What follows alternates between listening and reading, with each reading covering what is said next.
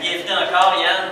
Super content que tu aies accepté notre invitation parce que tout au long de la semaine, on a parlé d'opportunités de marché, on a parlé de réchauffement climatique, on a parlé d'innovation, on va continuer à en parler beaucoup. C'est intéressant d'avoir un peu l'opinion de quelqu'un qui vit dans ce qui est considéré comme aujourd'hui le jardin des fruits et légumes en Amérique du Nord. Oui. C'est la multinationale de l'industrie de la Californie, et puis on subit beaucoup d'influence.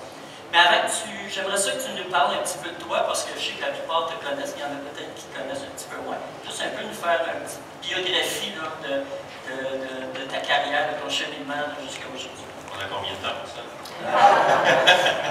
30 secondes. Donc, j'ai commencé à travailler pour Provigo ça va faire 21 ans cette année. Les 8 premières années de ma carrière, ça s'est passé en magasin, entre autres comme gérant de fruits et légumes. Ensuite de ça, j'ai accepté une position à l'entrepôt de Boucherville. J'ai travaillé aux opérations, à la réception pendant environ 2-3 ans. Ensuite de ça, j'ai passé quelques années, peut-être 5-6 ans au contrôle de la qualité à la réception comme inspecteur. Puis depuis environ l'été 2009, mais plus officiellement février 2010, là, je m'occupais des fournisseurs de 2010 à 2012, environ 2013, je m'occupais des fournisseurs là, ici au Québec et dans les provinces de l'Atlantique. Relation avec les fournisseurs, faire le lien avec les acheteurs. Puis depuis novembre 2012, je suis en Californie, j'ai déménagé avec ma famille. Donc, pour environ 2 ans, j'étais le gérant principal de développement des fournisseurs pour l'Amérique du Nord. Puis depuis environ 1 mois, maintenant, je suis directeur principal de Loblaw Produce International. Donc, c'est moi qui dirige l'équipe de terrain. OK, parfait. Et un peu, bon, ça fait déjà 3 ans, 4 ans. Est-ce que tu... Un petit peu plus que 2 ans. Plus que 2 ans. Le temps passe pas tant que ça. Parle-nous donc un peu des principales productions qui sont vraiment les plus populaires en Californie par rapport aux autres États.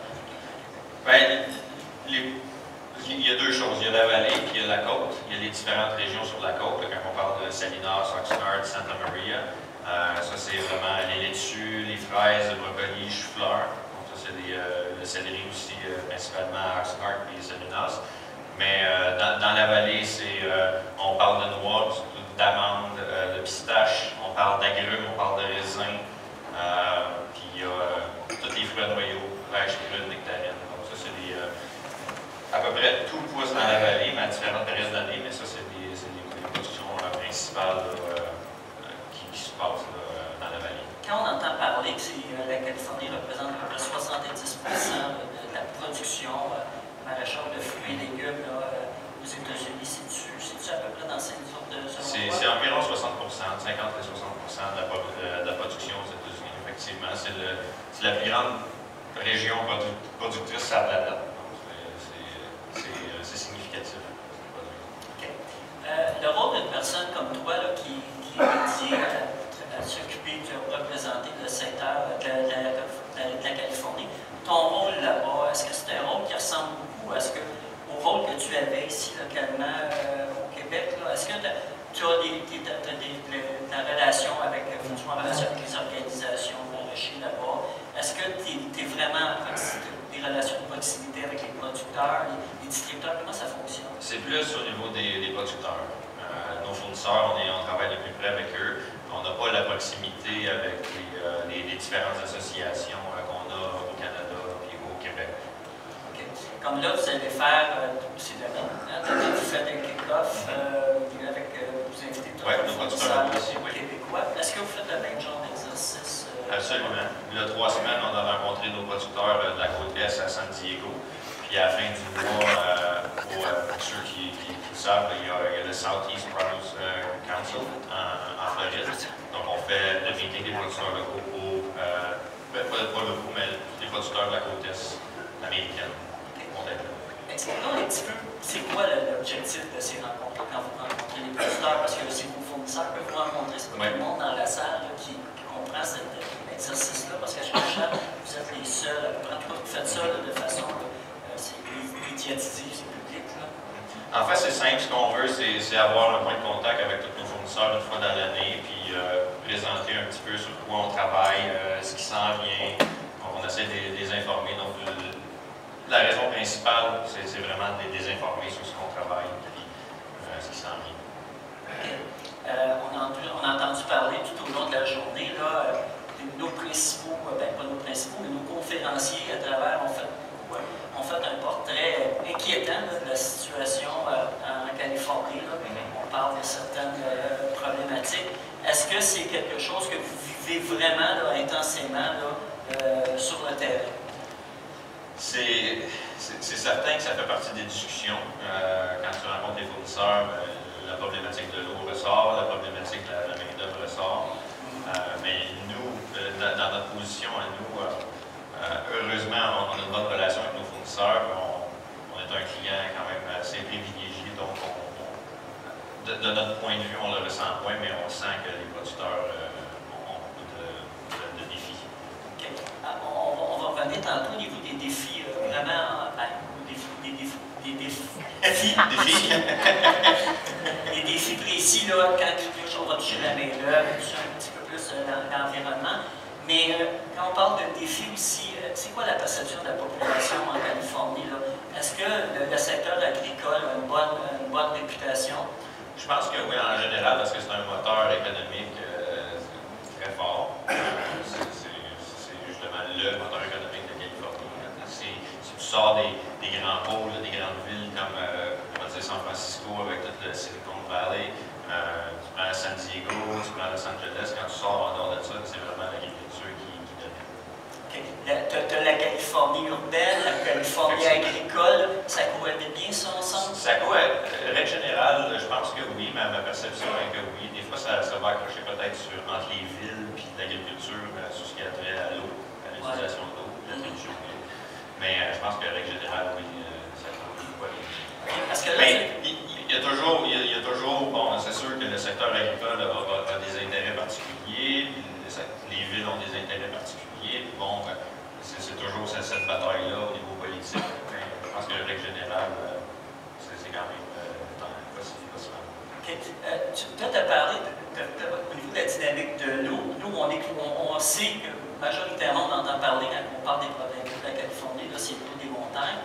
Là, tu dis problématique d'eau avec la Californie urbaine par rapport à quel niveau? En fait, c'est que ce qui se passe, c'est que les villes, il y a toujours comme une genre de compétition entre les producteurs, puis l'agriculture et la ville. Donc, puis il y a un certain nombre d'eau, si tu veux, une quantité d'eau X. Donc, c'est toujours une bataille, parce que si l'eau est utilisée, évidemment, la priorité est de nos villes. Donc, l'agriculture va toujours un peu discuter ce choix-là. C'est toujours à ce niveau-là un peu que ça accroche. Il n'y a pas des pressions, par exemple, j'ai entendu parler des pressions environnementales aussi. Effectivement, c'est sûr que c'est un. Je ne sais pas si tu veux qu'on en parle plus tard ou qu'on en parle tout de suite. Mais effectivement, il y a des pressions parce qu'il y a deux. Parce qu'une des sources d'eau, ce qu'il faut savoir, là, puis c'est ça, j'avais demandé d'avoir une photo de la Californie. Ce qu'il faut savoir, c'est que dans le nord de la Californie, il y a beaucoup d'eau. C'est sûr que ça ne donne pas une idée très, très claire, là, mais si vous prenez la moitié de l'État, vers le haut, il y a beaucoup d'eau. Cette eau-là, elle converge dans ce qu'on appelle le delta. Le delta, on le voit plus ou moins là, dans cette. Mais c'est à peu près à la hauteur de San Francisco. Vous voyez, il y a une baie à peu près au milieu. Là. Puis dans ce coin-là, si vous allez vers l'est de San Francisco, qui est au milieu, je ne sais pas si c'est clair. Mais il y a un delta, là, puis principalement, l'eau qui est envoyée. L'eau qui est envoyée dans le sud de la Californie vient beaucoup de là, du delta.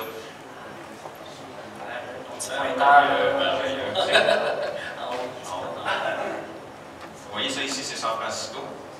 Dans ce point-là, ici, il y a le delta, là, puis vous voyez qu'il y a beaucoup d'eau. Donc, cette eau-là est acheminée vers le sud pour approvisionner Los Angeles, ici, et le sud de la Californie. Donc, puis ce qui arrive, c'est qu'il y a des pressions des groupes environnementaux parce que en pompant l'eau ici, il y a deux espèces de poissons qui sont en danger.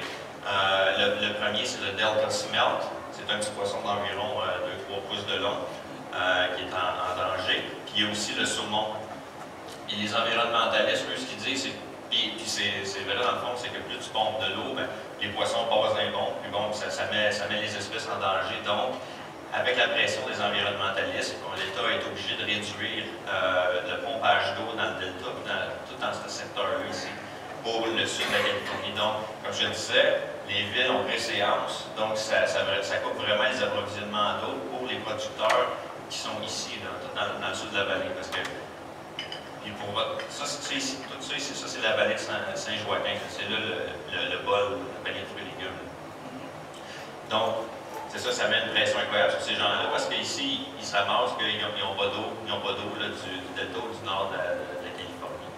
Donc, pour vous donner un ordre d'idée, en 1989, dans le delta, il s'est pompé, c'est à peu près au-dessus de 6 millions d'acres-pieds d'eau. Puis en 2009, il s'est pompé 3,7 millions. Donc, l'approvisionnement en eau a été presque coupé de moitié pour préserver les deux espèces qui sont en danger. Au-delà de, bon, ça n'est une problématique, on a aussi ce qu'on appelle la fonte des neiges en montagne, là, oui. À cause du réchauffement climatique qui crée des problèmes. Oui, c'est un problème. Ce qui arrive, c'est qu'il y a trois, d'une perspective de la Californie, il y a trois sources d'eau. Il y a ce que je viens d'expliquer, l'eau du delta, puis l'eau du nord de la Californie qui est acheminée via un réseau d'aqueducs. Il y a justement les précipitations de neige, ce qu'on appelle en anglais le snowpack. Le snowpack, ça ici, c'est la Sierra Nevada, ça c'est la chaîne de montagne qui ceinture la vallée de Saint-Joaquin. Puis, dans les dernières années, ils ont poursuivi les précipitations. L'an passé, il y a eu seulement 20% des précipitations normales de neige. Mais ce qui arrive, c'est qu'il y a une balance très, très fragile. Parce que même s'il y a beaucoup de neige, mais elle fond vite, cette eau-là va quand même flusher parce que les réservoirs peuvent contenir, ils ont une certaine capacité. Donc, si elle fond trop vite, c'est obligé de relâcher l'eau, puis cette eau-là aboutit dans l'océan.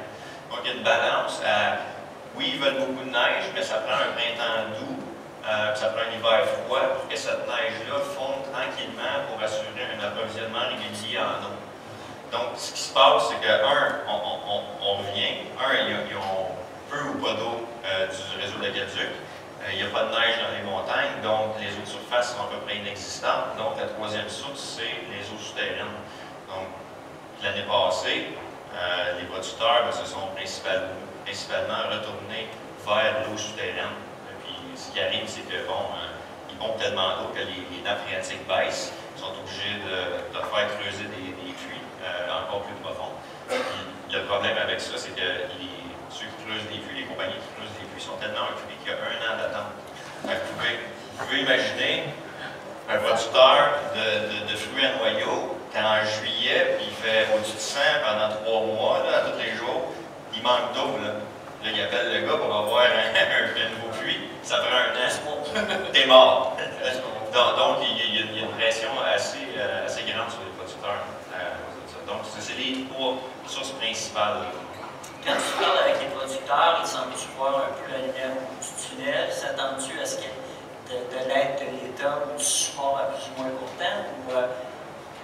Je pense que. Je ne sais pas trop ce qu'on s'en va là-dedans. Oui, je pense que tout le monde prie pour que cet hiver, il y ait beaucoup de neige et beaucoup de pluie pour justement remplir les réservoirs, pour avoir des réserves d'eau à moyen terme. Puis tout le monde est assis, les bois croisés, à savoir qu'est-ce qui va se passer avec le delta, parce qu'il y a un projet qui est sur la table, qui est d'amener l'eau des lacs au nord du delta, bypasser le delta, puis amener l'eau. Comme ça n'affectera pas les deux espèces qui sont en danger. Mais ça prend des années. Puis, à s'entendre sur le trajet du pipeline qui va passer, comment ils vont le faire, puis les impacts environnementaux.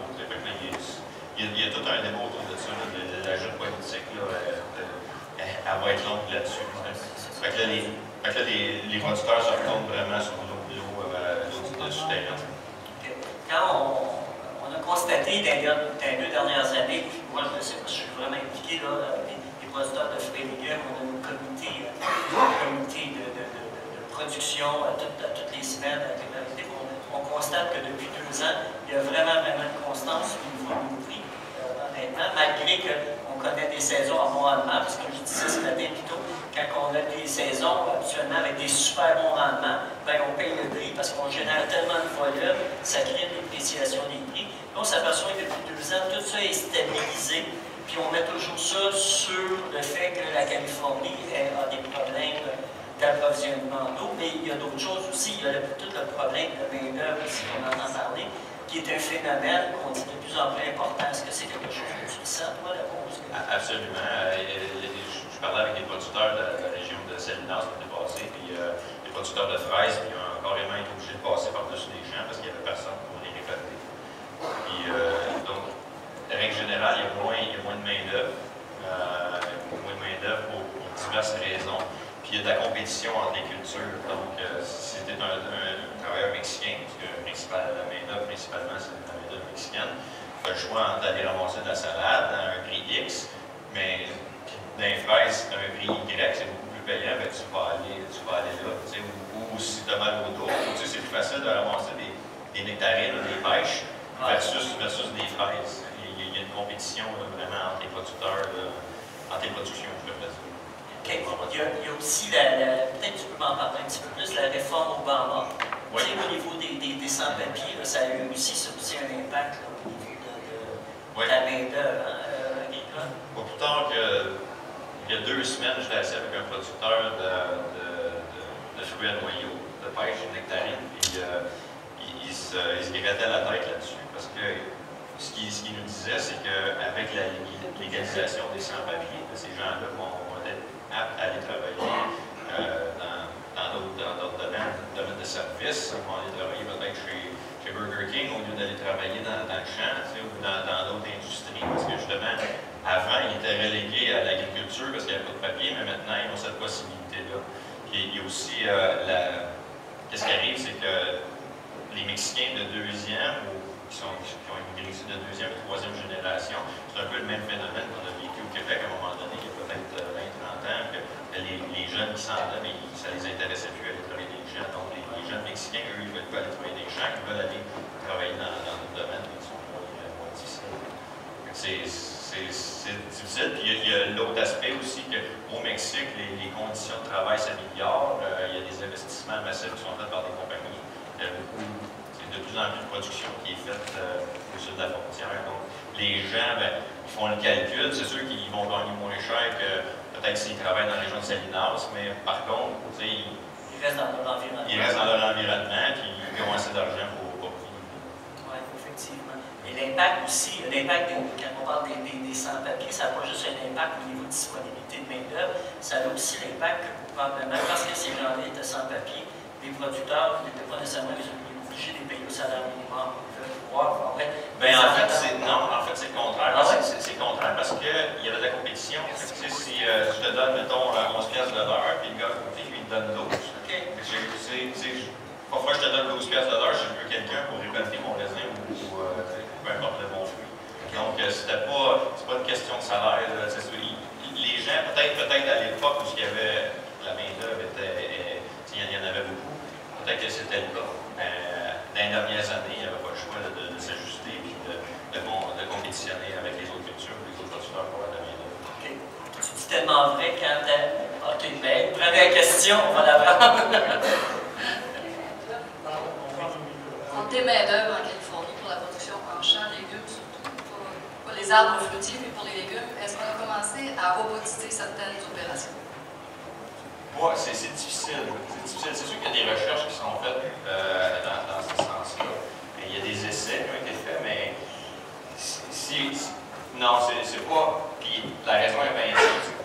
Parce que c'est facile de récolter une amande avec la machinerie, parce que l'amande, elle ne va pas se moquer, puis elle va rester intacte, mais c'est une autre chose quand tu veux récolter, par exemple, une pêche. Tu peux pas c'est très difficile d'en venir avec une machine ou de la mécanisation.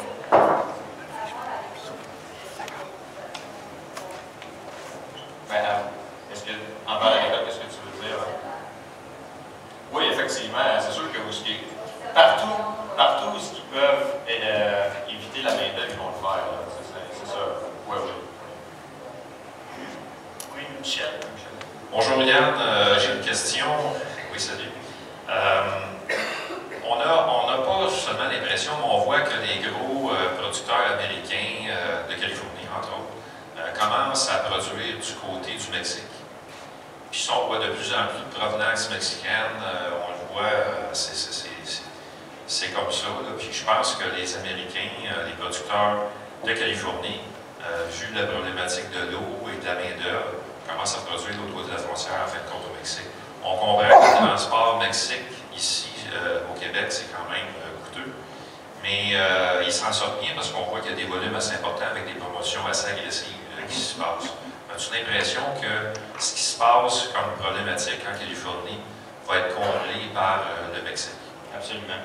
Absolument. Puis tu parles de transport, mais c'est un peu ce qui compense, c'est le prix de la main-d'œuvre est beaucoup moins élevé. Les coûts d'opération sont moins élevés, donc ça compense. Ils sont capables de compétitionner quand même. J'ai une question. On regarde ici, qu'est-ce qui se passe en Californie? Quelle autre région du monde les Californiens regardent un peu du coin de l'œil qui est en pleine croissance? Le Canada. C'est une bonne question. Je ne pourrais pas pointer une région particulière, mais je peux te dire que les producteurs américains ont un œil sur l'Amérique du Sud. On a des fournisseurs qui font des investissements, que ce soit au Pérou, que ce soit au Chili, Mexique étant un.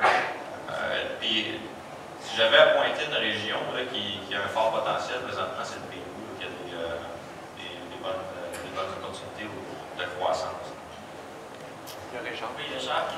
Oui, Yann, en lien avec tout ce que tu viens de parler concernant le manque d'eau, est-ce que vous autres, au niveau des achats, donc au quotidien récemment, voyez-vous des impacts réels sur des augmentations de prix de certains items? Et si oui, bien, quels sont ces items ou certains légumes ou fruits? C'est difficile pour moi de répondre à cette question-là parce que je ne suis pas dans le day-to-day de la négociation avec les fournisseurs et les marchés. Je peux dire qu'il y a moins de deals qu'il y en avait, on va dire, là, parce que les gens font plus attention, les compagnies, les producteurs font plus attention quand dans leur production, dans la planification de leur volume. Ils s'assurent que qu'est-ce qu'ils plantent, qu'est-ce qu'ils produisent va être vendu. Donc, il y a moins de ce qu'ils disent en anglais, le plant and pray, qui mène à ces deals-là.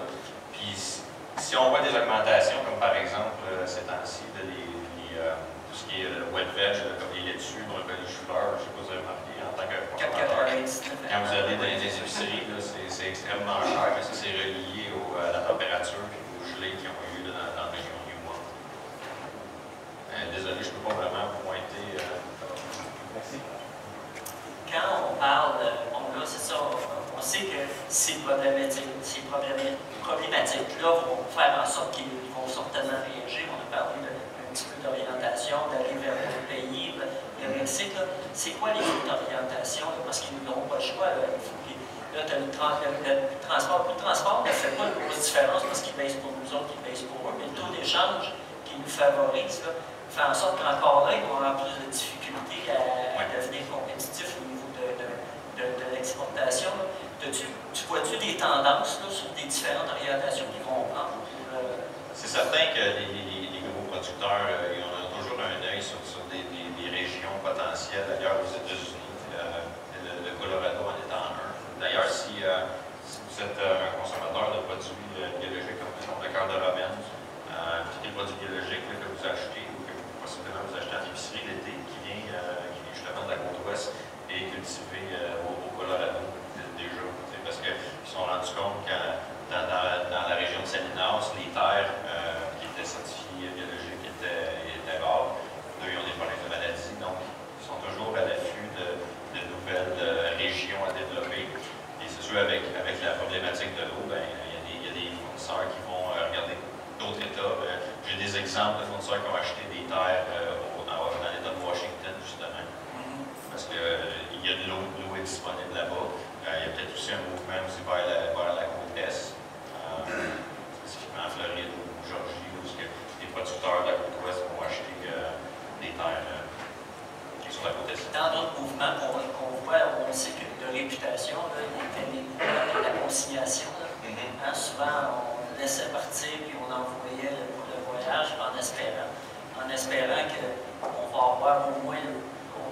le vendre au moins au coût, au cost. Là, si ça, c'est un phénomène qu'on peut prévoir que ça soit pratiquement plus.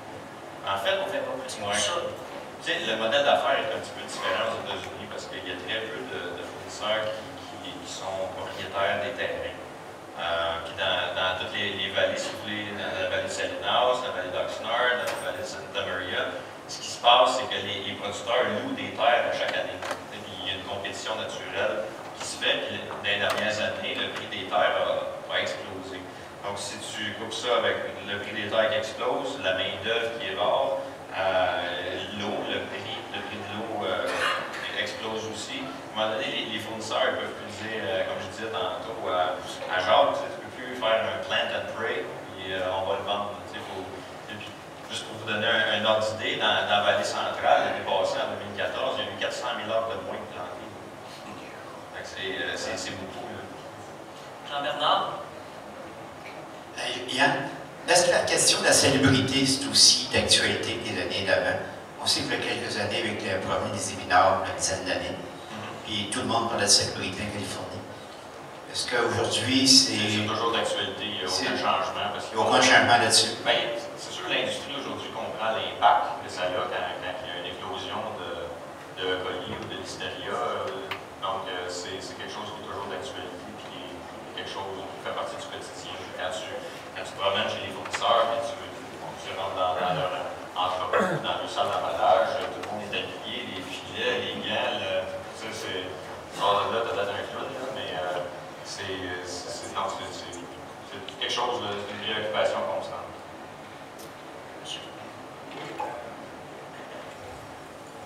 Oui, moi, Louis Ménard, ma question, c'est quoi la tendance que vous observez au niveau de la production biologique puis au niveau de la production Integrated Pest Management? Je ne peux pas parler pour le pest management, mais pour ce qui est de la culture biologique, c'est sûr que tranquillement, on voit une conversion des terres dans les régions côtières, puis dans la vallée aussi. Le challenge, c'est un peu comme ici, c'est une couple d'années de transition, c'est un investissement que tu fasses. Puis comme je disais, quand tu n'es pas le propriétaire de tes terres, ça ajoute au challenge. Si on prend la vallée de Salinas, oui, il y a une expansion des terres biologiques, mais il faut que tu fasses attention à ce que tu choisis de planter pour que tu aies un marché. Parce qu'on a vu des exemples où des terres qui étaient biologiques ont été retournées au niveau conventionnel. Il y a une balance, mais tranquillement, je dirais qu'il y a une augmentation de l'ancrage biologique de manière générale. Clément? 1, 2, 2. Vesting? Est-ce que le phénomène de sécheresse vous amène les Californiens, les producteurs californiens, à développer des nouvelles techniques? J'en ai parlé un peu tantôt, mais qui pourraient éventuellement être utiles, comme, on a parlé du goutte à goutte, tout ça, mais il y a peut-être d'autres techniques aussi, qui éventuellement pourraient aussi être utiles. Comment dire, est-ce que la recherche et le développement est accélérée à cause du phénomène actuellement pour justement diminuer l'utilisation de l'eau, peut-être utiliser des eaux usées, ou je ne sais pas. Effectivement, c'est quelque chose que les producteurs travaillent activement pour justement développer des techniques, mais principalement le goutte à goutte est utilisé. L'eau recyclée, il y a un bon exemple aussi à Watsonville, parce que quand tu te promènes, tu vois des gros tuyaux mauves. Ça, c'est de l'eau qui est recyclée pour l'agriculture. Donc, tu vois, t'en vois encore, là, quand tu te promènes, tu vois encore là, des champs où ils vont planter des carottes, là, ils n'ont pas le choix, ils utilisent des sprinklers. Je ne sais pas en français, des gicleurs. Les gicleurs, donc, quand ils font les semis, là, mais c'est à peu près les derniers retranchements. Si tu vas dans tout ce qui est fruits noyaux, les arbres, le raisin, les agrumes, tout est au goutte à goutte. Puis ils sont vraiment à l'affût de la recherche pour minimiser l'utilisation de l'eau. Ça doit amener aussi une orientation vers, tu dois constater ça, l'orientation des producteurs vers des produits à valeur ajoutée qui utilisent non beaucoup. Je présume que ça doit être un phénomène normal. Effectivement. Ça dépend aussi, des fois, il y a eu des exemples, surtout dans l'ouest de la vallée, parce que règle générale, là, si vous prenez la vallée, vous la divisez en deux. La vallée ici, là, va être divisée en deux. Là. Tout ce qui est à l'ouest, ici, là, ils n'ont pas beaucoup d'eau. L'eau, elle se retrouve plus là. Ici, ils sont plus tributaires là, du réseau d'Aqueduc que de ce côté-là. Puis, effectivement, ton point est bon parce que, bon, les producteurs, étant donné le prix de l'eau, ben, ils vont se tourner vers des productions qui sont plus lucratives. Les amandes, les pistaches étant deux bons exemples. Donc, ce qui va être vraiment touché, peut-être, c'est le coton. On a eu des producteurs qui, dans l'ouest de la vallée, qui sont des producteurs de melons. Ils ont décidé d'arrêter. Ils ont réduit leur ancrage. L'an passé, on a eu un nouveau fournisseur de brocoli qui est dans la vallée pendant l'hiver. On n'a pas fait de brocoli du tout parce qu'il n'y avait pas d'eau, il n'y avait pas d'allocation d'eau pour faire pousser. Donc, oui, ils se tournent vers d'autres productions, mais aussi, ils réduisent leur ancrage selon l'eau qui est disponible. Super intéressant. Oui, bonjour. Mon nom, c'est Gilles Dumont. C'est un petit peu une question en développement que je veux poser. Nous, c'est pour savoir, en entendant parler du manque d'eau et de toute la problématique reliée à ça, nous, on a développé une technologie qu'on a brevetée, qu'on a rendue disponible en décembre. Une technologie qui permet, mettons, de cultiver un plant de laitue avec 1 litre d'eau. Okay? Puis d'en mettre, mettons, d'en cultiver 1,5 million par année dans un local de 10 000 pieds carrés à peu près. C'est vraiment en dehors de tout, avec une très bonne rentabilité. Je voulais savoir si ces producteurs-là qui veulent s'installer des plants de culture présentement, parce qu'on approche plusieurs personnes présentement, il y a un grand intérêt pour ça, vu le coût très bas du produit. Est-ce que Provigo ou les gros acheteurs seraient intéressés de signer des contrats annuels pour des produits que vous pourriez avoir sans pesticides, sans herbicides, fongicides ou quoi que ce soit, qui seraient coupés pratiquement la journée même pour aller approvisionner vos centres de distribution? Est-ce qu'il y aura un intérêt de signer des contrats annuels avec ces personnes-là qui voudraient investir pour s'installer? Il faudrait voir l'entente en détail. Effectivement, on ferait mais ce qui est important, et puis une chose qui est intéressante, c'est qu'on a une branche avec, je ne sais pas si tu sais, Weston est actionnaire de l'OBLA, et ils ont investi dans cette technologie-là en Californie. Donc on est en tant que compagnie, on est partenaire dans ce type de culture-là. Donc, c'est quelque chose pour démontrer un peu l'intérêt de cette technologie-là. On investit, puis on parle de millions. Mais pour répondre à ta question, effectivement, on porte une oreille attentive. Si le projet est intéressant, il y a des grosses chances que ça pourrait fonctionner. OK. Merci. Bien. Je suis un peu impressionné par ta progression comme nouveau profession d'acheteur. Je suis assez impressionné si demain matin tu deviendrais producteur. Qu'est-ce que tu mettrais comme ingrédient pour avoir le même succès comme producteur, pour fournir un acheteur? C'est une bonne question. Comme ingrédient, qu'est-ce que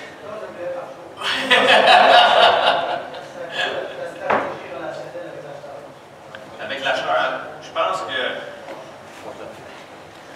l'important, c'est facile pour moi de parler parce que je suis au bord de la clôture. J'ai toujours été un peu. J'ai toujours baigné un peu dans ce secteur-là, tu sais, mais je pense que l'important en tant que producteur, c'est de connaître ton marché et de voir, faire tes devoirs un peu dans le sens que c'est de voir si on met des opportunités, comment je peux me démarquer. Si tout le monde fait pousser la laitue romane, ben moi, qu'est-ce que je peux faire de différent? Qu'est-ce que je peux développer de différent pour me démarquer des autres producteurs? Je pense que c'est un peu la clé du succès, d'arriver avec un produit qui peut être innovateur, différent, qui est constant dans l'approvisionnement. Je sais que c'est facilement dit, c'est un peu l'approche que j'avais si je souhaitais pouvoir donner une chose. De proposer des produits niches. De toute façon, on en parlera tantôt. Ouais. Je voulais qu'on fasse un peu la conclusion avec ça. Oui, question Léa en arrière. Oui. Je parle de produits biologiques. visité plusieurs reprises en Californie. Et à un moment donné, on était avec l'Université Laval, et puis on était forcé d'apprendre que dans les eaux souterraines, il y avait beaucoup de résidus d'azote. Dans la production de la pomme de terre, entre autres, il y avait besoin de 4 pieds d'eau pour faire une récolte. Puis il considérait qu'il allait chercher 90 unités d'azote dans l'eau souterraine. Puis on vient nous dire qu'on fait du produit biologique. Peut-être pas qu'il ne marche pas entre les deux, ça c'est sûr. Écoute, je ne suis pas un agronome, là, puis c'est un peu chinois ce que tu me dis, là, mais pour être bien honnête, là, mais le processus pourrait être. C'est sûr que les règles sont différentes. Je pense que la législation est différente. Peut-être qu'il y a des produits ou des choses qui sont autorisées dans le sud de la frontière qui ne sont pas autorisées au Canada. Mais bon, ce qu'il faut savoir, c'est que, puis là je m'avance un peu, mais j'ai sous l'impression que quand nos fournisseurs, parce que c'est un problème, quand on s'assoit avec un fournisseur potentiel, on s'aperçoit qu'eux, ils utilisent des produits qui ne sont pas autorisés au Canada, donc il faut qu'ils changent leur technique de culture ou leur recette ou de produits pour être si tu veux, en compliance, certifié, pour être certifié bio, pour être capable d'exporter au Canada. Donc, je ne sais pas si c'est un producteur particulier-là que tu as visité exporte au Canada, mais pour revenir un peu à ce que je disais, bon, les normes sont différentes un petit peu au sud de la frontière au niveau des produits qu'ils peuvent utiliser, puis qu'ils peuvent appliquer. J'imagine l'utilisation d'eau. Je ne sais pas si je réponds à ta question. En partie, mais moi, ce que je veux dire dans ça, c'est qu'on donne une appellation biologique à un produit qu'on va chercher une source d'approvisionnement d'azote qui est un peu un parallèle qui vient de l'eau souterraine. Ça veut dire que le gars qui est à concurrencer, s'il vient du Québec, du Canada, peu importe, c'est pas tout à fait du produit biologique à 100% comme on peut l'appeler.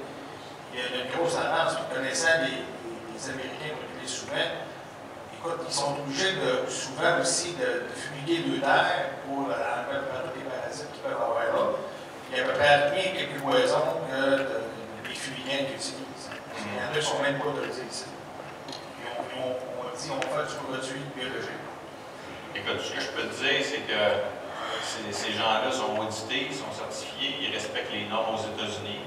À partir de là, je ne peux pas vraiment commenter sur les pratiques de l'industrie. Nous autres,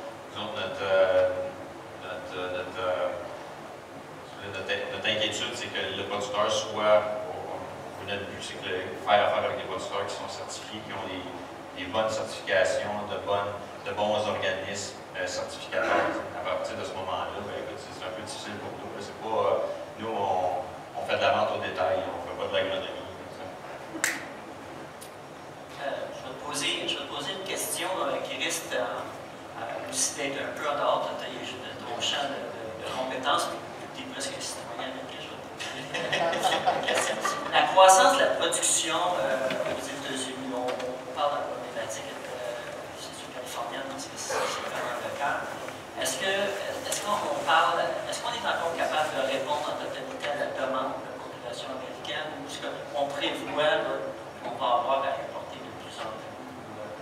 Je pense pas, puis c'est quand tu te promènes chez les fournisseurs, il y a vraiment une tendance d'exportation. La plupart des gros producteurs en Californie, ou que ce soit à Washington, ils sont vraiment plus portés vers l'exportation. Je pense que la demande est comblée. C'est sûr que si, comme je disais tantôt, s'il y a un petit peu moins de production en Californie, les producteurs, ce n'est pas des bourgeoisis, ils ont les moyens d'acheter des terres dans d'autres États, développer la côte Est, c'est ça, développer Washington, la côte Est.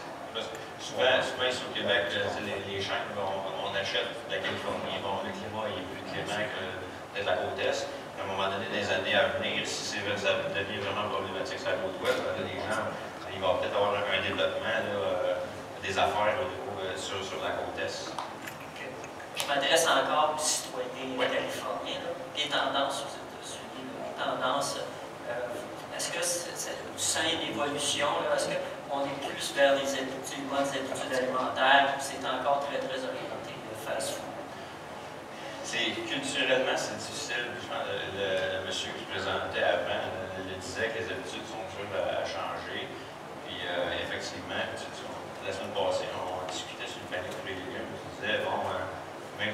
panier. Chez les Américains, c'est 20% du panier qui est légumes, puis au Québec, c'est 34 ou 36%, tu me dis, de mémoire. Donc, il y a vraiment un gap, puis c'est une tendance qui va être longue à changer. Moi, je le vois dans mes déplacements, je vois les gens dans les restaurants, je vois les gens, quand tu te promènes, tu es en public, tu vois les habitudes alimentaires des gens, c'est pas le Canada. Est-ce que tu vois la tendance du prêt à l'emploi augmenter de ce temps-ci? Oui, ça fait partie de. Oui, effectivement. Mais c'est surtout les gens, je me rends compte, c'est que les gens ne peuvent pas aller au restaurant, puis ils ne font pas nécessairement des choix santé. Y a-t-il des choses en Californie qui font bien que vous pouvez faire au Québec? Que vous pouvez faire au Québec? Oui, pourquoi pas?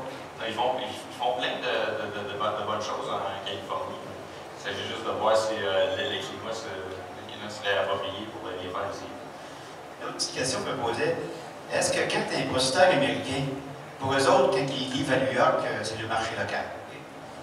Mais comment ils nous voient, nous autres, si on veut être plus présents sur le marché américain, sur le marché de New York, l'Est des États-Unis? Est-ce qu'on leur fait peur un peu? Nous, pour eux autres, quand même, le marché de New York, le marché de Boston, c'est le local market, si tu veux. Quand tu es un Américain, tu chiffres dans l'Est, c'est le marché eux autres. Tu veux dire, est-ce que les producteurs sont. Vous faites peur aux producteurs quand vous exportez? Je pense pas, non. Est-ce que ça?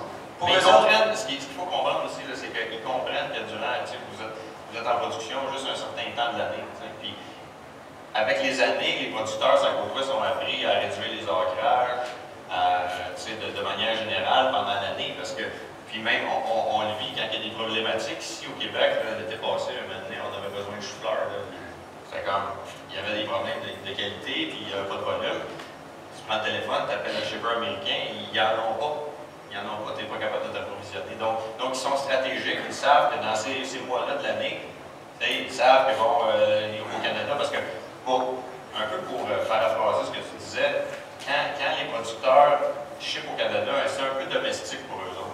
Même s'ils envoient au Canada, mais c'est le marché domestique parce que tu es dans un monde où ces gens-là expédient partout dans le monde. Parce que pour eux autres, shipper au Canada, c'est plus problématique que shipper à New York, Boston. C'est la même chose. Parce que nous autres, au Québec, moi, quand je fais ma salubrité d'été, puis ici, dans ma région de production, il y a un pesticide qui n'est pas homologué aux États-Unis, même s'il est homologué au Canada, je ne peux pas avoir mon Canada Cap, par exemple. Okay? Mais l'inverse pour eux autres, j'ai vraiment senti ça.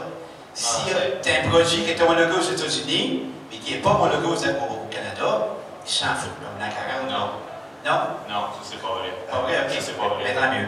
Non, ça je peux te dire que c'est pas vrai. Puis j'ai discuté avec un producteur de produits biologiques, justement, pour tourner sur cette question-là. Puis il y avait un contentieux avec toi, savoir sur la chirurgie, parce qu'il a planté ses champs. Puis je me souviens pas, malheureusement, je me souviens pas du produit, là, mais il nous a dit j'ai besoin d'une entente avec vous, d'un volume. Parce que si je ne mets pas le produit, parce qu'il y a un produit qu'il ne pouvait pas mettre, il ne peut pas appliquer s'il était pour exporter au Canada. Puis, s'il n'applique pas ce produit-là, il prend des produits qui sont homologués au Canada, puis ça coûte beaucoup plus cher à produire. Donc, il y a ça. Ça, c'est dans les produits de légumes biologiques, mais il y a dans la fraise biologique aussi. Il y a des produits qui sont utilisés au sud de la frontière qui ne sont pas homologués ici. Encore une fois, je ne suis pas professionnel, il ne faut pas vous dire c'est quoi le produit, mais c'est la même chose. On est arrivé avec cette situation-là, avec des producteurs de la Floride. On a licité quelqu'un, un fournisseur, justement, en Floride.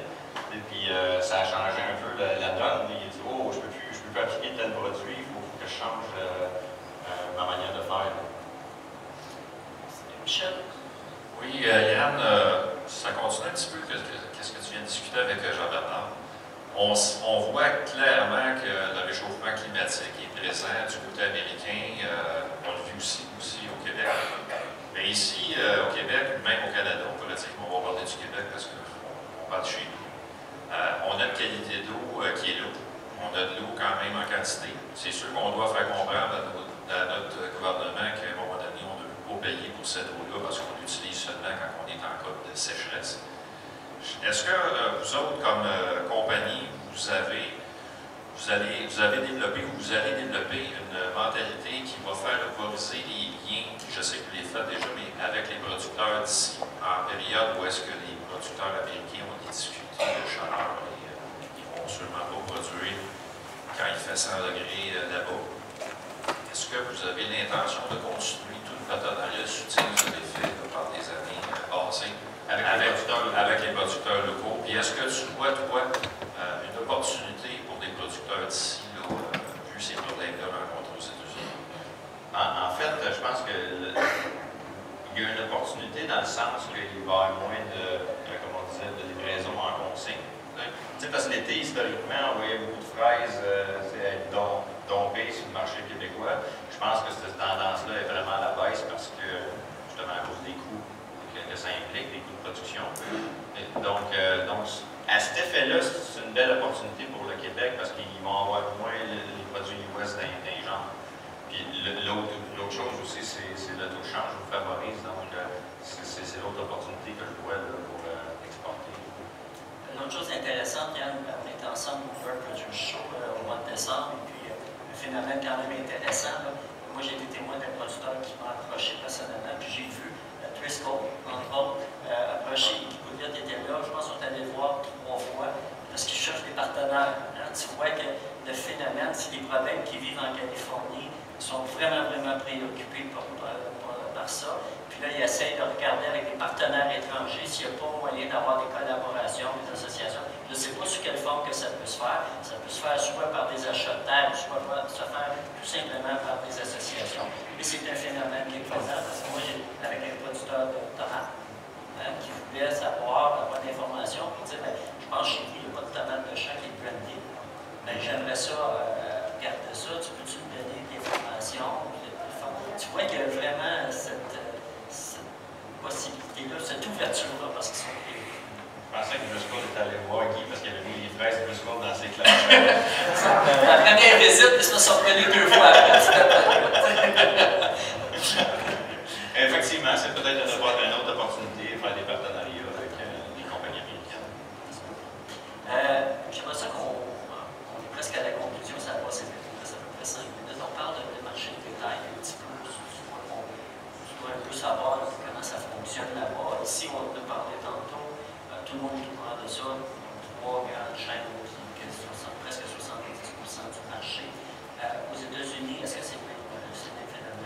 Non, malgré qu'il y a eu de la consolidation dans les dernières années, puis un achète l'autre, c'est beaucoup plus fragmenté.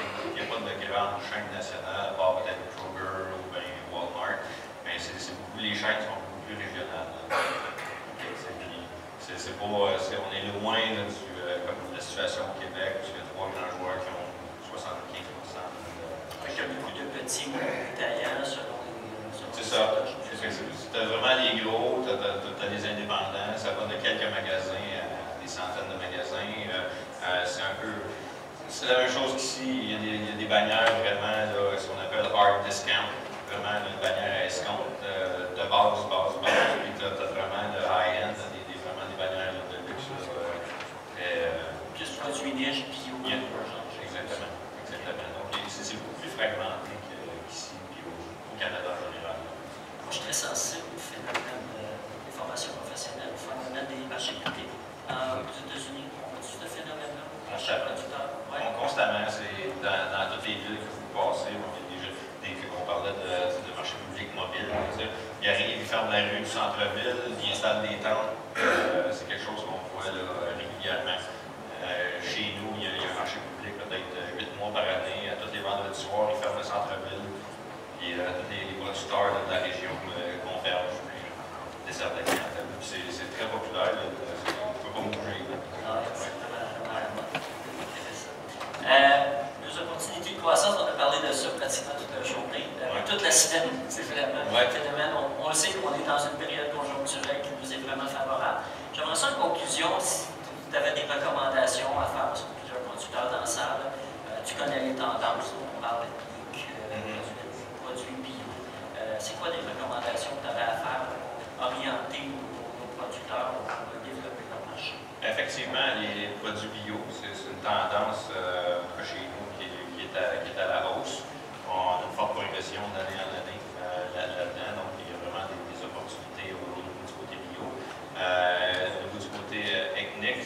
chose. On parle, on discute ensemble. Il y a des items comme le bok choy, le napa, l'okra, l'aubergine chinoise, le zucchini giri, tous des items comme ça un peu qui sortent là, des chemins connus de la terre battue. Ça, c'est des choses qui sont une opportunité. Des produits aussi à valeur ajoutée. C'est quelque chose qui est intéressant, qui est une même tendance. Un jeune producteur qui veut développer un nouveau produit là, qui vous approche, là, je présume qu'il doit avoir une certaine flexibilité là, parce qu'on prend toute la problématique de mettre en champ une nouvelle variété, là, tout ça, on prend tout le risque de la mise en marché. Il n'y a pas d'allégrance, un problème d'assurance pour cette nouvelle variété de produits-là. Est-ce que vous avez un programme chez vous qui aide, qui permet à des producteurs là, de venir vous rencontrer et de développer l'expansion de sa culture? Il n'y a pas un programme particulier chez nous, mais par contre, je peux dire qu'on va s'asseoir avec le producteur, on va évaluer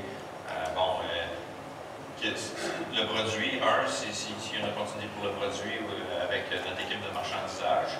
Si oui, il y a un produit, on va s'entendre sur les volumes, sur le prix. On va établir un programme justement de volume hebdomadaire, si tu veux, à acheter ou que le producteur va produire pour vous. Effectivement, si c'est une opportunité, on va être là pour le supporter dans les métiers agricoles. Yann, je te remercie énormément. Ça fait C'était plaisir. super agréable.